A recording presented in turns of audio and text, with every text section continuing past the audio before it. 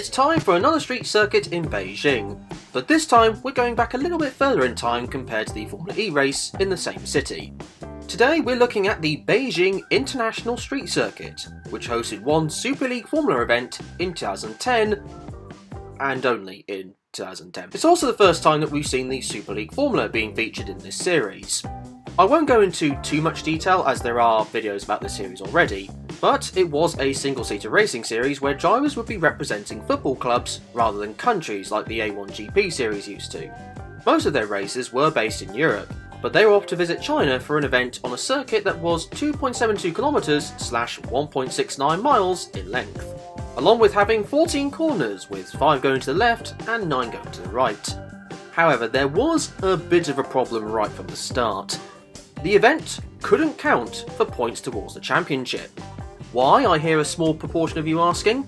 Well, you see, the circuit was deemed by the FIA to be too narrow in one particular part of the track, which, when we get to it, is possibly quite understandable as to how they got to that conclusion. Therefore, the round had no points up for grabs, but the drivers would still win cash prizes for doing well. The setbacks didn't stop there, however, because the second practice session on the Friday had to be cancelled because a number of curbs were loosening up in the latter stages of the lap. So already this isn't looking entirely promising, and we haven't even taken a look at this circuit in more detail yet. Until now, as the drivers headed down to turn 1, which was possibly the best place on the track to get a clean overtake done, considering what comes after it. It's a tight 110-degree right-hander that then kinks slightly to the left on the exit. And whilst this place probably still is the best place to get a pass completed, that's not to say it was straightforward by any means, as the run towards turn 1 isn't too long all things considered. Also, be careful not to clip the exit curb too hard, as you may damage your car in the process. A rather short straight leads you to the turns 3 and 4 complex, and one of the very few places on the track that has grass around it. A sharp right-hander at turn 3 sends you immediately to a left-right chicane that's fairly narrow in terms of tarmac width. At the same time, the lack of width means that the percentages of getting an overtake done here are rather small, but at least it's not 0%. Unlike the section after the next bend at turn 5. It wouldn't be a Street Track Failures episode without a 90-degree turn, and this right-angled affair is one of quite a few of these things on the circuit. But this track's pièce de résistance is now coming up.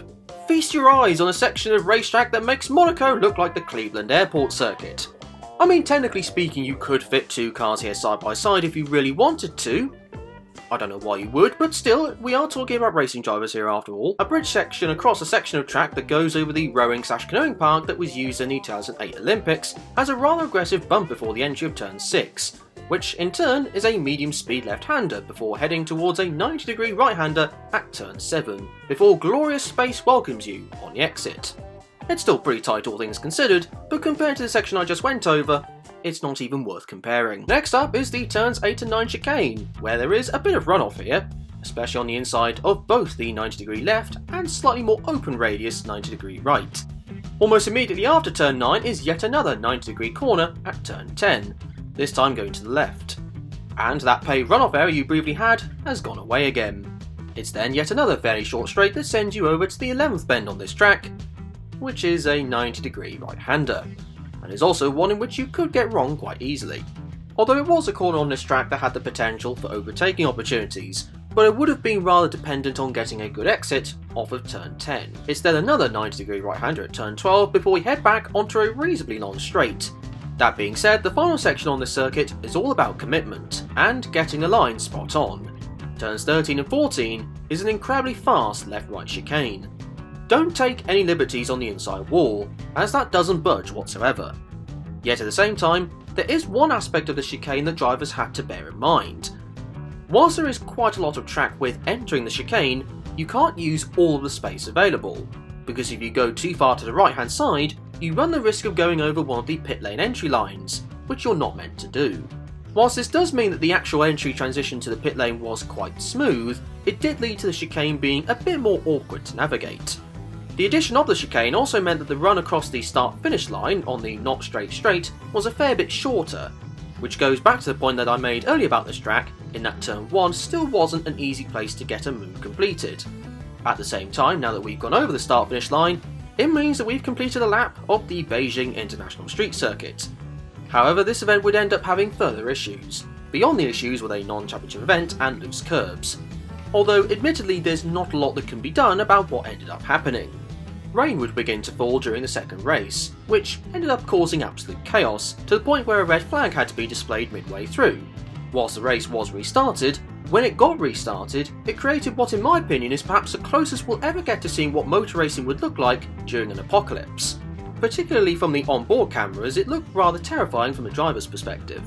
I mean, we even resorted to unintended obstacle course racing, even on the tightest part of the circuit.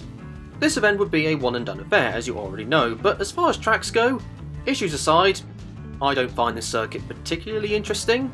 The final chicane was quite cool and gave the drivers a test of their commitment, but the rest were mostly 90-degree corners or just quite tight corners in general, which don't really create the most exciting racetracks. It certainly had some unique features, that's for sure, but unique doesn't always necessarily mean good. With that being said though, that is going to be it for this video. Thank you very much for watching. Share your thoughts on this circuit in the comment section down below. Also, if you did enjoy this video, then I'd be enormously appreciative if you did hit the like and subscribe buttons. However, until the next video, be kind to each other and enjoy the rest of your day.